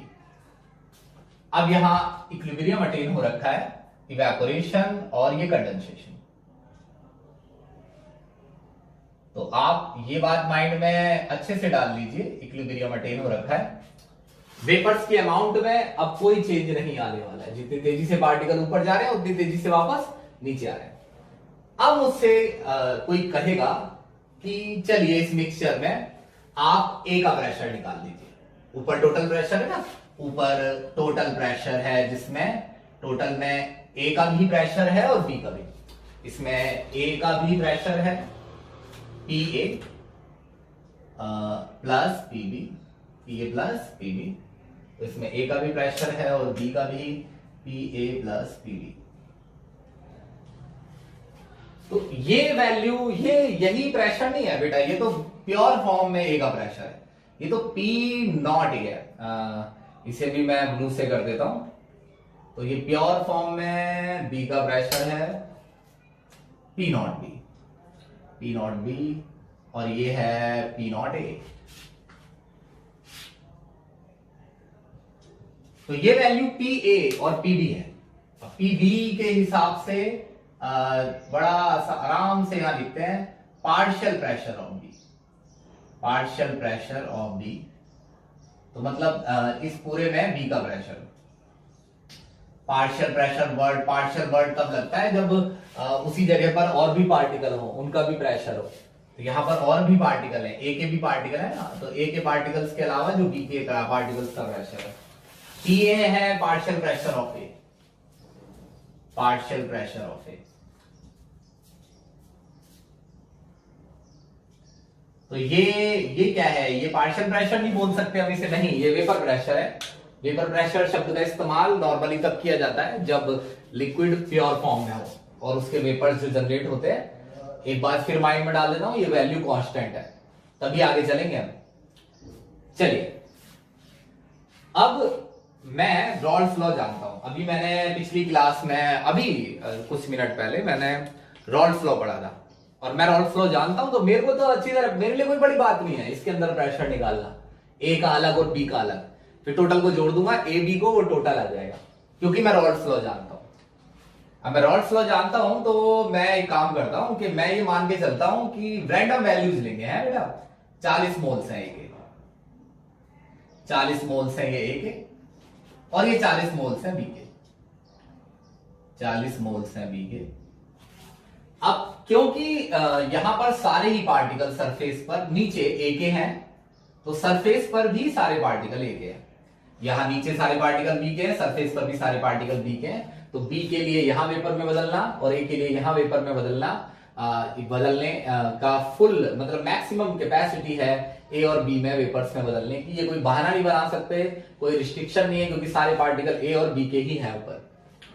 लेकिन यहां क्या है, यहां मैं एक काम करता हूं कि मैं 20 मोल लेता हूं ए के, 20 मोल, पढ़ लेना आप ध्यान से पहले, 20 मोल ए के और 20 मोल बी के। मैं इसलिए इसे 20-20 मोल ले रहा हूं ताकि जितना आसान रहे। देखो बेटा, फॉर्मूला हमारे बात समझ में आ जाए एक बार, नंबर्स तो हम टफ चेंज करके कुछ भी कर लेंगे, अगर हम स्टार्ट ही नहीं कर पा रहे हैं, बात ही नहीं समझ पा रहे हैं, तो फिर यहाँ कोई मीनिंग नहीं रह जाएगा मेरे एग्जाम्पल्स का। इसलिए मैं आराम छोटी छोटी वैल्यू लूंगा। फिर हम यहाँ मोल फ्रैक्शन निकालेंगे। मैं यहाँ मोल फ्रैक्शन निकालता हूं, ए का अलग बी का अलग, और ये मैंने पहले ए का निकाला एक्स ए, और इसके लिए बार बार आप मोल फ्रैक्शन पे वहीं से शुरू मत कीजिए, दिख ही रहा है टोटल मोल है 40 और बी ए के मोल है 20, तो 20 ऊपर 40 नीचे, हाफ। अरे तो वैसे ही बोल दो यार कि टोटल पार्टिकल्स में से आधे ए के आधे बी के। अभी पिछले कुछ मिनट पहले मैंने फ्रैक्शंस कुछ और लिए थे, वो इसीलिए जानबूझ के चेंज किए थे मैंने, इसलिए ताकि आपको ये भी समझ में आए कि कुछ भी फ्रैक्शन लिया जा सकता है। कई बार बच्चों के माइंड में आ जाता है हाफ हाफ में ही वर्क करेगा, तो ये रिस्क नहीं लेना चाहता मैं कि ऐसा कुछ बच्चों के माइंड में जाए। और ये एक्स बी क्या है, मुझे पता है, आप जानते हैं कि 20/40 हाफ, तो ये फ्रैक्शंस हैं दोनों के, ए और बी के। ये ए का फ्रैक्शन है, ये बी का फ्रैक्शन है, यहां ये ए का फ्रैक्शन है और ये बी का फ्रैक्शन है, इस पे मार्क कर लेते हैं। और अब अगर मुझसे कोई पी ए निकालने के लिए कहता है, पी ए, अब मुझसे कोई पी ए निकालने के लिए कहता है, तो मैं रॉल्स लॉ जानता हूं। देखिए मैं क्या कहूंगा उससे, अगर मैं उसे समझाना भी चाहता हूं फॉर्मूले के साथ साथ, देखिए मैं कहूंगा कि जब सारे पार्टिकल ए के थे तो प्रेशर 800 बार था, नीचे सारे पार्टिकल ए के है ना, तो प्रेशर 800 बार है। अब नीचे ए के पार्टिकल आधे हैं, तो ऊपर भी ए का टोटल प्रेशर में, सॉरी, ऊपर भी ए का प्रेशर हाफ हो जाएगा। लेट मी से अगेन दिस वर्ड्स। देखिए जब सारे पार्टिकल नीचे ए के हैं तो ऊपर प्रेशर ए का है 800, यानी मैक्सिमम कैपेसिटी 800। अब आप नीचे सारे पार्टिकल तो ए के नहीं ले रहे, आधे पार्टिकल ए के ले रहे हैं, तो आधे पार्टिकल ए के ले रहे हैं, तो सरफेस पर भी ये बल्क हो गया, ये सरफेस हो गया, सरफेस पर भी पार्टिकल आधे ही है ए के, आधे बी के बनाते हैं सरफेस पर पार्टिकल, रेड वाले, ये मैंने बी के बनाए पार्टिकल सरफेस पर, काफी पार्टिकल बी के हैं, सारे पार्टिकल अब ए के नहीं है। ये लीजिए, ये लीजिए, ये लीजिए, ये लीजिए, ये लीजिए। अब ऊपर सारे पार्टिकल तो बी के नहीं है, कुछ ए के हैं कुछ बी के हैं, तो क्योंकि नीचे फ्रैक्शन ए का हाफ है, तो नीचे ए के पार्टिकल हाफ है, तो सरफेस पर भी ए के पार्टिकल हाफ है, तो अब प्रेशर भी जो ऊपर आएगा बेटा वो ए का हाफ आएगा। इस टोटल का हाफ भी करना है। पहले जो ए प्रेशर लगाता था फ्रैक्शन 1 में, ये फ्रैक्शन 1 है ना ए का इस समय, क्योंकि सारे पार्टिकल ए के ही हैं, अब सारे पार्टिकल बी के हैं, तो फ्रैक्शन 1 में जो प्रेशर लगाता था ए, उसके कंपेयर में प्रेशर हाफ हो जाएगा, like this, 800 bar multiply 1/2 400 bar. PB भी निकालते हैं। पीबी पहले बी कितना प्रेशर लगाता था 1000, जब फ्रैक्शन 1 था। अब फ्रैक्शन बी का हाफ है, तो 1000 की जगह इसे भी हाफ कर दीजिए, तो ये 500 बार आ गया। अब मैं यहां आपसे कुछ बातें क्लियर कर लेना चाहता हूं, आप भी उसमें मेरी मदद कीजिए। देखिए, ए की वेपर में बदलने की टेंडेंसी जो पहले थी अलोन, क्या मिक्सचर में भी ए की वेपर में बदलने की टेंडेंसी वही है? इसमें वैल्यू को अगर देखा जाए तो वैल्यू 800 से 400 हो गई है। तो आप कोई बच्चा ये कह सकता है कि नहीं, अब ए में वेपर में बदलने की टेंडेंसी वो नहीं है, मगर ये सेंटेंस गलत हो जाएगा। पहले जब पार्टिकल सारे ए के थे तो वो 800 बार प्रेशर बनाते थे। अब ए के पार्टिकल आधे ही हैं, तो प्रेशर 800 से 400 हो गया। तो अगर मैं ए से ये कहता हूं कि यार तुम्हारी कैपेसिटी को क्या हो गया प्रेशर जनरेट करने की, तो ए मुझे रिवर्स में ये जवाब देगा कि देखिए सर, जब सारे पार्टिकल हमारे होंगे तभी तो हम 800 बार प्रेशर जनरेट करेंगे ना। अब सारे पार्टिकल हमारे नहीं है नीचे, तो फिर हमारा वेपर प्रेशर भी हाफ हो गया। ये ठीक ऐसा है जैसे किसी बच्चे को मैं 100 नंबर का पेपर दूं और वो 100 में से 90 नंबर लाए, अब फिर मैं उसे 50 नंबर का पेपर दूं और वो 45 लाए। अब जब वो 50 में से 45 लाए और मैं उससे ये कहूं कि यार आप तुम 45 ही लाए हो, पहले तो तुम 90 लाए थे, तो मुझसे ये नहीं कहेगा कि जब सर नंबर ही 50 में से है तो मैं 90 कैसे ला सकता हूं, 45 ही तो ला सकता हूं। तो मैं उसको कोई ब्लेम नहीं कर सकता ना कि अब तुमने पेपर अच्छा नहीं किया। 100 में से 90 तो 50 में से 45, कोई चेंज थोड़ी हुई है कैपेसिटी। तो ऐसे ही ए की वेपर में बदलने की टेंडेंसी जितनी पहली थी उतनी अब है। तो ए की वेपर में बदलने की टेंडेंसी पहले जितनी ही है और बी के भी वेपर में बदलने की पहले जितनी ही टेंडेंसी है। और इसका रीजन है कि फिलहाल मैं सॉल्यूशन को आइडियल मान रहा हूं और मैं ये मानकर चल रहा हूं कि ये सॉल्यूशन रॉल्स लॉ को फॉलो कर रहा है। लेकिन अगर मैं स्टेटमेंट चेंज करूं और मैं ये कहूं कि ये सॉल्यूशन रॉल्स लॉ को फॉलो नहीं कर रहा है, तो इस केस में क्या चेंज सॉल्यूशन में पार्टिकल्स में आना चाहिए कि वो रॉल्स लॉ को फॉलो ना करे? ये ऐसे होता है, मान के चलिए ये पार्टिकल है ए के, और जब मैं ए में बी मिलाता हूं तो बी वाले पार्टिकल बीच में आते हैं, ये बी वाले पार्टिकल बीच में आते हैं। और अब ऐसा मान लेते हैं कि जो ए के पार्टिकल्स है ना बच्चों, ए के पार्टिकल्स, उनके बीच बहुत ज्यादा फोर्स ऑफ अट्रैक्शन था। ऐसे मान के चलिए ए के पार्टिकल्स में काफी ज्यादा फोर्स ऑफ अट्रैक्शन है। ये हाइड्रोजन बॉन्ड से जुड़े हैं आपस में, हाइड्रोजन बॉन्ड से। और बी के पार्टिकल्स जो है ना बेटा, बी के पार्टिकल्स जुड़े हैं मान के चलिए आपस में वंडरवॉल फोर्स से। हाँ ठीक है, वंडरवॉल फोर्स से। तो मतलब ये कि ए और बी बी अट्रैक्शन, ए और B B attraction, A and B B attraction similar नहीं है। जब ए यानी पहले जब ये रेड वाला पार्टिकल नहीं था तो ए को आसानी से पकड़ लेता था, तो ए और ए के बीच में कौन सा बॉन्ड था? हाइड्रोजन। मगर ए और ए के बीच में अब कौन से पार्टिकल आ रहे हैं? बी वाले। और बी के पार्टिकल्स के बीच में क्या है? Van der Waals force. तो अगर ए के बीच में अट्रैक्शन ज्यादा है और ए के पार्टिकल्स के बीच बी के पार्टिकल्स आते हैं, और हम ये मान लें कि ए के पार्टिकल्स के बीच जब बी के पार्टिकल आते हैं तो ए के पार्टिकल्स के बीच अट्रैक्शन कम हो जाता है, तो ये सिचुएशन फिर अलग हो जाएगी शुरुआत से जिसके बारे में हम सोच रहे हैं। हम तो पहले से ये सोचते आते हैं कि जब ए में बी डाला जाता है तो ए और बी को कोई फर्क नहीं पड़ता है, ए का ए के साथ जो अट्रैक्शन था वही ए का बी के साथ है। लेकिन अब मैं ऐसा नहीं कह रहा हूं, अब मैं कह रहा हूं कि ए के साथ ज्यादा अट्रैक्शन में था, लेकिन जब ए बी के साथ गया तो अट्रैक्शन ए और बी का भी कम हो गया और ए का भी कम हो गया, क्योंकि ए के बीच में बी के पार्टिकल आ गए। और अगर ऐसा केस हुआ कि ए अट्रैक्शन और बी अट्रैक्शन, ए अट्रैक्शन और बी अट्रैक्शन ए बी के इक्वल नहीं है, ए बी के इक्वल नहीं है। यानी कि यहां अट्रैक्शन ज्यादा है, मैं लिख देता हूं मोर, और यहां अट्रैक्शन मोर अट्रैक्शन है, और यहां अट्रैक्शन लेस है। तो मतलब पहले ए और बी के पार्टिकल्स ज्यादा अट्रैक्शन से जुड़े हुए थे, लेकिन ए के साथ बी आने से ए और बी के पार्टिकल्स का अट्रैक्शन कम हो गया।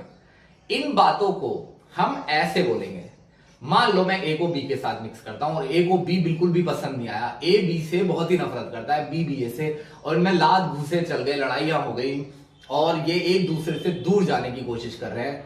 इसका मतलब पार्टिकल्स के चांसेस वेपर में बदलने के अकेले कंडीशंस की बजाय यहां बहुत ज्यादा होंगे, यानी कि प्रेशर ज्यादा से ज्यादा ऑब्टेन होगा कंटेनर के ऊपर।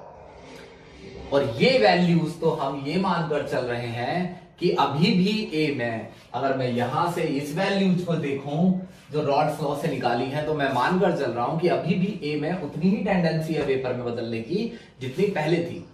मगर इस कंडीशन से पता चल रहा है कि ए और बी में अब वेपर्स में बदलने की टेंडेंसी बहुत ज्यादा है। आप मन में ये मान लीजिए जैसे ए और बी ने बहुत ही लड़ाई कर लिया आपस में, एक दूसरे को धक्का मुक्की करे जा रहे हैं। तो इसका मतलब ये पी ए मैंने निकालने की कोशिश की, पी ए, और अब मैंने यहां लिया 800 बार। अब मैंने यहां 800 बार लिया और मैंने हाफ कर दिया जैसा कि फॉर्मूले से किया जाता है। अब प्रेशर आया 400, ये पूरी वैल्यू कितनी है 400 हो गई ना। अब क्या ये 400 पी ए के इक्वल है? इसको एक बार फॉर्मूले से लिखते हैं, इसको एक बार फॉर्मूले से लिखते हैं, वो ऐसे P not A multiply x है। और मैं यहां ना एक ये मान घटा देता हूं और मैं ये कहता हूं देखो वैसे ये क्या है, ये पी ए ही तो है, ये पी ए ही है, लेकिन मैंने इसके मार्क हटा दिया इक्वल, और मैं कहता हूं ये मुझे प्रेशर भगवान ने बताया, God telling us real pressure. तो भगवान तो सच ही बताएंगे, और ये हमें रॉड्स ने बताया, मान के चलिए ये हमें रॉड्स ने बताया, तो रॉड्स ने ये प्रेशर बताया। अब मैंने इस कंडीशन से प्रेशर निकाला तो वो आने वाला है कितना 400, लेकिन अब ए में वेपर में बदलने की टेंडेंसी पहले से बहुत ज्यादा है, और ये तो प्रेशर ये मानकर निकाला गया है कि ए में, क्योंकि 800 का ही हाफ कर दिया गया है ना, तो ए में पहले जितनी ही टेंडेंसी है वेपर में बदलने की। जैसे देखिए एक बच्चा 500 नंबर का, इससे थोड़ा सिंपल लेते हैं, एक बच्चा 200 नंबर का पेपर देता है और मैं वो नंबर लाता है 180। अब हम उससे पेपर नहीं दिलवा रहे, अब हम उससे कह रहे हैं क्या करेगा पेपर देके, इस 200 में से 180 लाया है तो 100 में से 90 लाएगा, 50 में से 45 लाएगा। लेकिन ऐसा तो तब होगा ना जब बच्चा 200 नंबर का पेपर, 100 नंबर का पेपर, 50 नंबर का पेपर सेम एबिलिटी से करे। तो ये वैल्यू ये मानकर निकाली गई है कि अभी भी ए के पार्टिकल्स में वेपर में बदलने की टेंडेंसी वही है जो पहले थी, लेकिन वैल्यू इसलिए कम हो गई है क्योंकि ए का फ्रैक्शन हाफ है। तो ये वैल्यू एक्चुअली में 400 आने वाली है, ये वैल्यू एक्चुअली में 400 आने वाली है, 400 बार मैं यहां लिख देता हूं 400 बार। लेकिन भगवान बता रहे हैं कि प्रेशर 400 से ज्यादा है, यानी ए में अब वेपर में बदलने की टेंडेंसी ज्यादा है, तो प्रेशर 400 की जगह 400 से ज्यादा आएगा। जैसे अगर कोई बच्चा 100 में से 80 नंबर लाता है जब वो अकेला होता है, और जब वो बच्चा किसी दूसरे बच्चे के साथ बैठा होता है तो वो बच्चा 100 में से 80 की जगह 50 नंबर का पेपर देता है।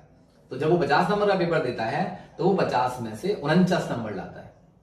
बच्चे ने पहले अच्छा काम किया या अब क्योंकि अब बच्चा जिसके साथ है शायद बच्चे की उसने मदद की है, बच्चे ने उसकी मदद की है। तो जब बच्चा किसी के साथ बैठा है, उसके साथ बच्चे का इंटरेक्शन होता है दूसरे बच्चे से, तो बच्चे की इंटेलिजेंसी बढ़ या घट सकती है। ऐसे ही यहां पर जैसे ए बी के साथ है तो ए का प्रेशर 400 नहीं बल्कि 400 से ज्यादा आ रहा है, तो इसका मतलब ये भगवान प्रेशर बता रहे हैं, मान के चलिए 600 है वैल्यू ले लेते हैं, और रॉल्स लॉ बता रहा है 400, तो मतलब भगवान प्रेशर ज्यादा बता रहे हैं और रॉल्स लॉ कम, इसलिए ये मार्क आ गया। ये केस है तब जब ए और बी के बीच का अट्रैक्शन ज्यादा होता है किससे, ए बी से, यानी ये अट्रैक्शन कम है, देखा ना, लेस, और ये अट्रैक्शन ज्यादा है। सेम केस किसके लिए लिखेंगे हम, पीबी में वैसे तो 500 प्रेशर है, लेकिन अब भगवान बता रहे हैं हमें कि अब पीबी की टेंडेंसी वेपर में बदलने की ज्यादा है, तो अब पीबी का प्रेशर भी क्या आ रहा है, ज्यादा आ रहा है। किसके कंपेयर में, ये इक्वेशन रॉल्ड्स लॉ है, और ये भगवान बता रहे हैं हमें पार्शियल प्रेशर, ये रॉल्ड्स लॉ से निकाला गया पार्शियल प्रेशर है, तो रॉल्ड्स लॉ से निकाला गया पार्शियल प्रेशर ज्यादा आएगा, कम आएगा, और भगवान ज्यादा बताएंगे। तो ये है कि रॉल्ड्स लॉ फॉलो नहीं हो रहा है किस केस में, पॉजिटिव डेविएशन के केस में। कब, जब डेविएशन, पॉजिटिव डेविएशन कब नहीं हो रहा है फॉलो, जब बेटा याद रखना कि ए के बीच का जो अट्रैक्शन है वो ज्यादा है किससे, ए बी से, बी के केस का अट्रैक्शन भी ज्यादा है किससे, ए बी से। तो ये नॉन आइडियल सॉल्यूशंस में होता है, जिन सॉल्यूशंस में जैसे इथाइल अल्कोहल लेता हूं मैं, अल्कोहल के मॉलिक्यूल आपस में यहां बनाते हैं, एक फिगर है C2H5OH। अब अल्कोहल के मॉलिक्यूल आपस में जुड़े होते हैं हाइड्रोजन बॉन्ड से, ऐसे HO C2H5। अब ये मत कहना प्लीज कि अब ये हाइड्रोजन बॉन्ड बताओ, इतना समझ लो कि जब एक मॉलिक्यूल का ऑक्सीजन दूसरे मॉलिक्यूल के हाइड्रोजन से इसके साथ इंटरेक्शन में होता है, जैसे यहां पॉजिटिव चार्ज है यहां नेगेटिव, तो ऐसा बॉन्ड हाइड्रोजन बॉन्ड कहलाता है, ये बड़ा स्ट्रॉन्ग होता है। और अगर इनके बीच में साइक्लोहेक्सेन आ जाए, अगर इनके बीच में साइक्लोहेक्सेन के मॉलिक्यूल आ जाए, जैसे ये मॉलिक्यूल है साइक्लोहेक्सेन का, दिस इज साइक्लोहेक्सेन, और अगर ये साइक्लोहेक्सेन बीच में आ जाए तो हाइड्रोजन बॉन्ड वीक हो जाएगा और अल्कोहल के लिए वेपर में बदलना आसान हो जाएगा, क्योंकि साइक्लोहेक्सेन और इथेनॉल के बीच में तो होता है वंडरवॉल अट्रैक्शन, और इथेनॉल का हाइड्रोजन बॉन्ड, तो इथेनॉल के मॉलिक्यूल्स के बीच अगर साइक्लोहेक्सेन इंटरेक्ट करने लग जाए तो हाइड्रोजन बॉन्ड वीक हो जाएगा, और इथेनॉल और साइक्लोहेक्सेन के बीच थोड़ा अट्रैक्शन बढ़ने लग जाएगा, इससे दोनों का ही नुकसान होगा, ए के बीच का भी अट्रैक्शन कम हो जाएगा और बी का भी। सेम केस, इतनी बात के बाद तो बच्चों आप खुद थोड़ा सा माइंड लगाइए, सेम केस है नेगेटिव डेविएशन। अगर नेगेटिव डेविएशन की बात करें, अगर नेगेटिव डेविएशन की बात करें तो नेगेटिव डेविएशन में कब होता है, अब होता है, देखिए ये प्रेशर आइडियल कंडीशंस में निकाला गया है, ये प्रेशर आइडियल कंडीशंस में निकाला गया है, और ये वैल्यू नेगेटिव डेविएशन में, इसे ढंग से लिखते हैं यहां पर, नेगेटिव डेविएशन,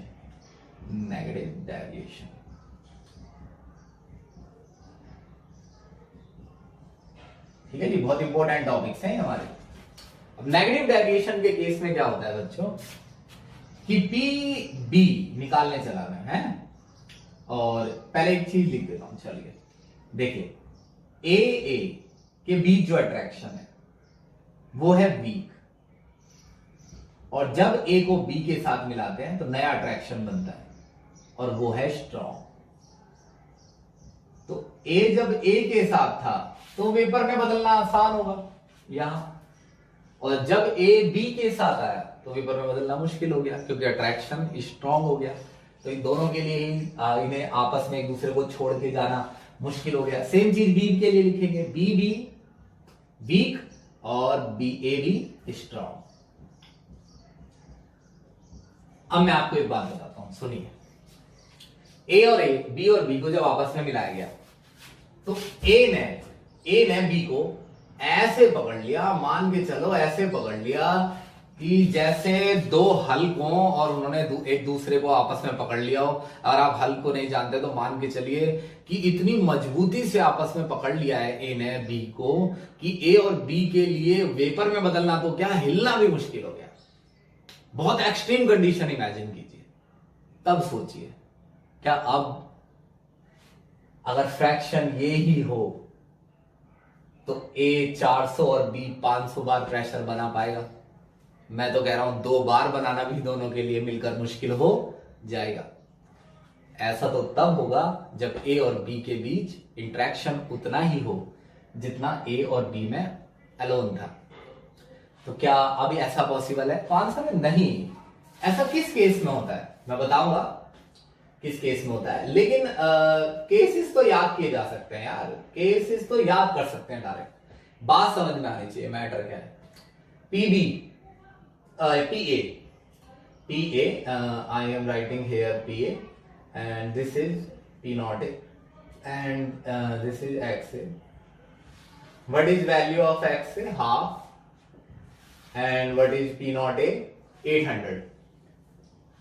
लेकिन प्रेशर, अब ये मैं कहता हूं इन्हें टैग दे देते हैं, जैसे ये भगवान बता रहे हैं, ये गॉड से पूछा है हमने, और ये मुझे बता रहा है रॉड्स। तो अगर ऐसा कंडीशन आ जाए कि देखिए पहले आइडियल में तो गॉड और रॉड्स सही हो जाते थे, अगर रॉड्स जो बात बता रहा होता था वो गॉड से मैच कर जाती थी, यानी गॉड सही बताएंगे हमेशा तो रॉड्स की बात उससे मैच कर जाती थी आइडियल में। नॉन आइडियल में ऐसा नहीं होगा। अब आप बताइए, सोचिए 1 मिनट के लिए, प्रेशर ज्यादा आएगा गॉड वाला या रॉड्स से? रॉड्स ज्यादा प्रेशर बता रहा है, क्योंकि रॉड्स तो यही मान के चल रहा है कि अभी भी ए उतना ही वोलेटाइल है और बी भी उतना ही वोलेटाइल है, मगर गॉड बता रहे हैं कि अब ए और बी में वेपर में बदलने की बहुत ही कम टेंडेंसी है, ना के बराबर है, ऐसे कह दो। हालांकि थोड़ी कम टेंडेंसी, कुछ ही कम होती है, लेकिन कुछ कम इमेजिन करना थोड़ा मुश्किल है। पीबी सेम, पीबी के लिए भी वेपर में बदलना आसान है या मुश्किल? पीबी के लिए भी वेपर में बदलना मुश्किल है, क्योंकि ए और बी जब मिक्स हुए तो ए ने बी को और बी ने ए को बहुत पावरफुली होल्ड कर लिया है। तो P naught B X B. तो ये सिचुएशन होती है जब रॉल्स लॉ। एक मैं समराइज करके आपको बात बताऊं तो समराइज करके बात ऐसी है कि 2 तरीके के सॉल्यूशन होते हैं, ideal non ideal. Ideal solution को जब मिक्स किया जाता है तो जो वेपर प्रेशर निकाला जाता है वो रॉल्स लॉ से ही निकल जाएगा, मगर नॉन आइडियल सॉल्यूशन को जब मिक्स किया जाता है तो वेपर प्रेशर निकाला जाता है तो वो रॉल्स लॉ से नहीं निकलता है। यानी ये रॉल्स लॉ की लिमिटेशन है, यानी रियलिटी में रॉल्स लॉ मैक्सिमम सॉल्यूशंस में काम ही नहीं आएगा। वैसे तो कोई भी सॉल्यूशन आइडियल नहीं है, कोई भी आइडियल सॉल्यूशन नहीं है। मतलब देखिए एक बात बताइए कि अगर मुझसे कोई पूछे कि स्टूडेंट क्या होता है, स्टूडेंट पूछ रहा है कि स्टूडेंट क्या होता है, तो मैं कहूंगा एक स्टूडेंट वो होता है जो टाइम पर घर आए, टाइम पे घर से निकले, स्कूल में पढ़ता रहे, बदतमीजी ना करे, टीचर्स की रेस्पेक्ट करे और अपने करियर को बनाए, माँ बाप की इज्जत करे, सुबह टाइम से उठे। क्या रियलिटी में जो मैंने कैरेक्टर बताए हैं ये सभी स्टूडेंट्स में होते हैं? नहीं होते हैं। तो क्या अगर मुझसे कोई स्टूडेंट्स के कैरेक्टर पूछे तो मैं ये बोलने लग जाऊं कि वो बच्चा जो कभी कभार लेट अभी आता हो, कभी कभार जल्दी भी आता हो, बदतमीजी भी कर लेता हो और कभी काम करे कभी काम ना करे, तो ये तो नहीं बोलूंगा। तो जो मैं पहले कंडीशंस बता रहा था स्टूडेंट की, वो आइडियल स्टूडेंट था। तो आइडियल सॉल्यूशन यानी जो रॉल्स लॉ को फॉलो करते हैं, नॉन आइडियल जो नहीं करते। एक में प्रेशर कम होने लगता है रियलिटी में और एक में ज्यादा। इसके आगे मैं क्या पढ़ाने वाला हूं, कुछ प्रॉपर्टीज पॉजिटिव और नेगेटिव डेविएशन की, और उसके आगे अगले लेक्चर में पढ़ाऊंगा एजियोट्रॉप। मैक्सिमम एजियोट्रॉप में क्या सीखा जा सकता है, आप उस लेक्चर से एजियोट्रॉप में जितनी नॉलेज लेना चाहते हैं मैं आपको दूंगा। एजियोट्रॉप के लिए अलग लेक्चर बनाना जरूरी है, इसी में एजियोट्रॉप को मिक्स नहीं करेंगे। एजियोट्रॉप कहां से निकल गया है, कैसे निकल कर आया है, ये सारी बातें मैं आपको समझाऊंगा। यहां पर अब मैं आपको समझाऊंगा एक तो ग्राफ पॉजिटिव और नेगेटिव के, और उससे पहले मैं आइडियल और नॉन आइडियल सॉल्यूशन की, मैं नॉन आइडियल सॉल्यूशन में जो पॉजिटिव और नेगेटिव डेविएशंस है वो कैसे आते हैं और ग्राफ में क्या अंतर आता है इस बारे में समझाऊंगा। देखिए आगे देखते हैं।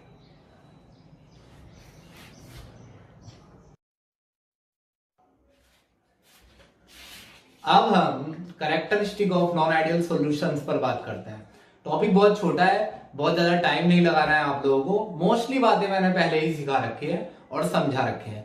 बस आप एक बार उन्हें रिवाइज कर लीजिए और देखिए कि कोई ऐसी चीज तो नहीं है जो आपके माइंड में अटकती हो, तो आप उसके लिए वीडियो को दोबारा रिपीट करके देखिएगा। चलिए देखिए, characteristic of non ideal solution. Non ideal solution मतलब जिनमें डेविएशन आता है। एक सिंपल लैंग्वेज में नॉन आइडियल सॉल्यूशन मतलब जो रॉल्स लॉस को फॉलो नहीं करते। उससे सिंपल कि नॉन आइडियल सॉल्यूशन वो जिनमें की प्रेशर जो निकाला जाता है रॉल्स लॉ से, रियलिटी में वो प्रेशर नहीं आता है। तो क्यों नहीं आता है, कैसे नहीं आता है, ये सब इतनी देर से हम इन्हीं चीजों पर बात कर रहे हैं। अभी हम थोड़ी थोड़ी उसकी डिटेल देखेंगे कि क्या डिटेल्स हैं ऐसी जो हमें और पता होनी चाहिए।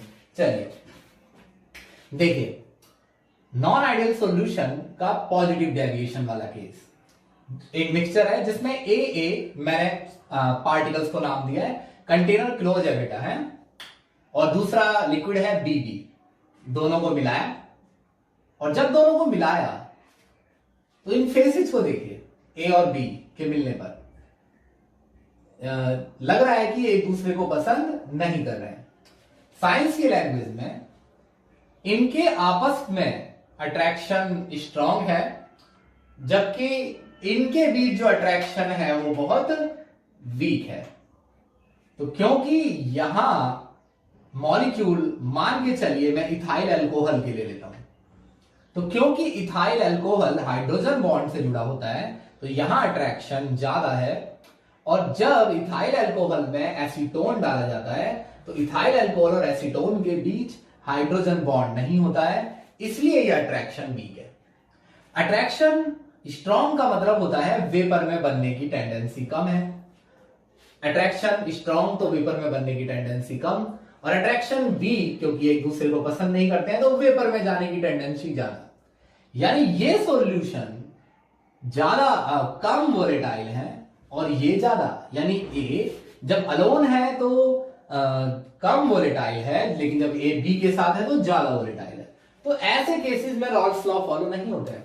रॉल्स लॉ फॉलो तब होता है जब ए का ए से जो अट्रैक्शन है वही ए का बी से हो, और जब जो कि यहां पर नहीं दिख रहा है मुझे। दूसरी बात, अगर मैं इस केस में प्रेशर निकालता हूं, ये मिटा दूं मैं एरोज, अगर आप चाहें तो मैं इसे हटा देता हूं। ये प्रेशर रॉल्स लॉ से निकाला गया, ये रॉल्स लॉ का पार्ट है, ये पी ए के इक्वल आएगा पार्शियल प्रेशर के। तो ये पार्शियल प्रेशर ही तो है, ये भी पार्शियल, ये सिंबल है पार्शियल प्रेशर का, लेकिन मैं इसे सेपरेट कर देता हूं। मैं कहता हूं ये रॉल्स लॉ के हिसाब से पार्शियल प्रेशर है और ये भगवान के हिसाब से, तो ये ही सच आएगा। तो भगवान के हिसाब से जो प्रेशर आएगा वो इस केस में वो प्रेशर ज्यादा आने वाला है। जैसे प्योर फॉर्म में ए का प्रेशर 800 बार था, और जब मैं फ्रैक्शन हाफ करता था तो वो 400 हो जाता था, और उसी से मैं समझाता था कि 800 से 400 इसलिए हो गया है क्योंकि ए का फ्रैक्शन हाफ हो गया, और हम उसमें यही मान के चलते हैं कि ए अब भी उतना ही वोलेटाइल है, जबकि ए अब उतना वोलेटाइल नहीं है। तो रॉल्स लॉ के हिसाब से प्रेशर 400 आ रहा है, मगर गॉड के हिसाब से प्रेशर 400 से ज्यादा आएगा, क्योंकि अब ए पहले से ज्यादा वोलेटाइल है। तो हम इस पर ये मार्क करेंगे कि ये रियलिटी में प्रेशर ज्यादा आएगा और रॉल्स लॉ से कम, क्योंकि अब ये ज्यादा वोलेटाइल है। सेम हियर, इस केस में व्हाट अबाउट डेल्टा एच, यानी मैं मिक्सचर को मिलाता हूं तो एंथैल्पी में चेंज कैसा आता है? क्या मिक्सचर मिलाने पर मिक्सचर सराउंडिंग से हीट लेता है मिलने के लिए, या हीट देता है, यानी मिलने पर हीट देता है यानी रिलीज करता है। मिलने पर अगर कोई चीज हीट दे रही है तो वो चीज हॉट हो जाएगी, और अगर वो मिलने पर सराउंडिंग से हीट ले रही है तो वो चीज कोल्ड हो जाएगी।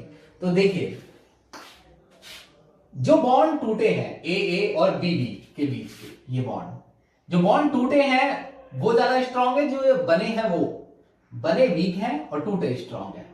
तो टूटने में एनर्जी लगती है और बनने पर रिलीज होती है। तो क्योंकि टूटे ज्यादा स्ट्रांग है, तो जो बॉन्ड टूटे हैं वो ज्यादा स्ट्रांग थे तो एनर्जी लगी है ज्यादा, और जो बने हैं वो कम स्ट्रांग है तो एनर्जी रिलीज हुई है कम। ऐसे ही सेम नेगेटिव डेविएशन के केस में, इसका थोड़ा सा अपोजिट। पहले ए एक दूसरे को पसंद नहीं करते हैं का मतलब साइंटिफिक लैंग्वेज में इनके बीच अट्रैक्शन कम है, इनके बीच भी कम है बीबी, यानी ए और ए के बीच में वंडरवॉल फोर्स है, बी और बी के बीच में भी वंडरवॉल फोर्स है, मगर ए और बी मिलते हैं तो हाइड्रोजन बॉन्ड बनता है, मान के चलिए।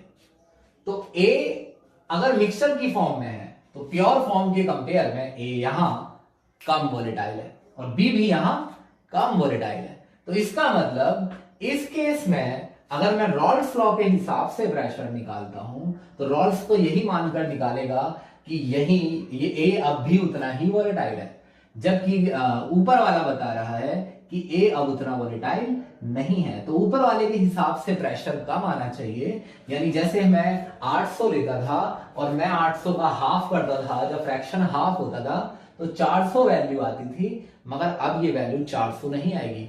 400 तो तब आएगी जब ए पहले जितना ही वोलेटाइल हो, जबकि ए अब पहले जितना वोलेटाइल नहीं है। तो इसका मतलब जो प्रेशर आएगा वो रियलिटी में कम आएगा। सेम किस केस के लिए है? बी के लिए। जो बॉन्ड टूटे हैं वो वीक थे, जो बने हैं वो स्ट्रॉन्ग है। तो इसका मतलब कि इसमें यहां कुछ चेंजेस करते हैं। देखिए जो बॉन्ड बने हैं, ए बी बनता है ना, ए बी, तो जो बॉन्ड बने हैं वो स्ट्रॉन्ग है और जो टूट रहे हैं वो वीक है। तो वीक में एनर्जी रिक्वायर कम है और जो बॉन्ड बने हैं वो स्ट्रॉन्ग है, तो यानी एनर्जी रिलीज ज्यादा है। तो क्योंकि बॉन्ड टूटे हैं जो वो वीक है तो एनर्जी रिक्वायर कम है और रिलीज ज्यादा है। तो सम करूंगा अगर मैं तो वैल्यू नेगेटिव आएगी, तो डेल्टा एच नेगेटिव है। यहां सम करूंगा तो वैल्यू पॉजिटिव आएगी 400 का 100 से, तो इसलिए डेल्टा एच क्या है? पॉजिटिव है। अब यहां आ जाइए, ये ग्राफ है, जो लाइनें स्ट्रेट जा रही हैं, जो लाइनें स्ट्रेट जा रही हैं वो किस लिए है? आइडियल सॉल्यूशन की लाइनें। तो मैं ऐसे नहीं, यहां स्टार्टिंग से ग्राफ नहीं समझा रहे हम, तो लेक्चर बहुत बड़ा हो जाएगा, ऐसा नहीं करना है, एक एक स्टेप आगे चलना है। आप इससे पहले वेपर प्रेशर देख कर आइए, पार्ट्स लगाए हैं मैंने यूट्यूब पर और सब सोच समझ कर डाला गया है। अब आप बिना सोचे समझे अगर डायरेक्ट किसी चीज को पढ़ने की कोशिश करेंगे तो कुछ तो मुश्किल आएगी ना। तो ग्राफ में स्ट्रेट लाइंस है क्योंकि सॉल्यूशन कैसा है? आइडियल, जो हम पहले ही बता चुके हैं 5 मिनट पहले। अब ये लाइंस ऊपर जा रही है, ऊपर ये लाइंस ऊपर जा रही है समवट। इसका मतलब ये है कि जब जैसे फ्रैक्शन ए का हाफ है तो प्रेशर इतना है आइडियल, मगर अब प्रेशर आइडियल से ज्यादा है, दिखा रहे हैं ना, पी ए ज्यादा है। ये तो रॉल्स लॉ के हिसाब से आएगा, ये लाइनें रॉल्स लॉ के हिसाब से हैं। फॉर्मूले से प्रेशर इतना है जबकि रियलिटी में प्रेशर उससे थोड़ा ज्यादा है, इसलिए ये ब्लैक लाइन थोड़ी सी ऊपर है। सेम इस लाइन के लिए है, बी वाली लाइन के लिए, कि बी का प्रेशर इतना है, यहां है, जैसे अगर मान लीजिए डॉटेड लाइन है और बी का प्रेशर इतना आता है हाफ फ्रैक्शन पर, लेकिन रियलिटी में बी का प्रेशर ज्यादा है, तो पी ए और पी बी वाली लाइन ऊपर जा रही है और इसलिए टोटल भी इस वैल्यू से ज्यादा आएगा। ठीक है जी। सेम किस केस के लिए है? Negative deviation. इसे थोड़ा लाइटली लीजिए। प्रेशर ये लाइन आइडियल के लिए है तो आइडियल से कम आएगा क्या? ये रॉल्स लॉ के हिसाब से, रॉल्स आइडियल का मतलब हो गया रॉल्स लॉ जिसे फॉलो करता है, रॉल्स लॉ के हिसाब से प्रेशर ये है मगर रियलिटी में प्रेशर कम है, तो इसलिए ग्राफ कहां जाएगा? नीचे, नीचे जाएगा ग्राफ, और टोटल प्रेशर का भी ग्राफ नीचे आ जाएगा। तो आप इसी तरीके से अगर स्टेप वाइज इन लेक्चर्स को पढ़ेंगे तो मैं गारंटी देता हूं कि आपको कोई दिक्कत नहीं आ सकती अपने इन टॉपिक्स को बिल्डअप करने में। ये मैं ये नहीं कहता कि ये चैप्टर बड़े इजी हैं, नहीं, अगर इजी होते तो इतना एक्सप्लेन नहीं करना होता। टीचर्स के लिए इजी होंगे, बच्चों के लिए इजी नहीं होते हैं। लर्न करना और बात होती है, कॉन्सेप्ट को समझना और बात होती है। तो इतना समझ लीजिए कि आप स्ट्रिक्टली अगर सॉल्यूशंस के लेक्चर्स को मेरे फॉलो करेंगे तो कोई भी ऐसा टॉपिक मैं नहीं छोड़ूंगा जिसके बारे में आपको फुली नॉलेज ना दी गई हो, और ये बहुत काम आएगा आपके लिए। तो थैंक यू वेरी मच।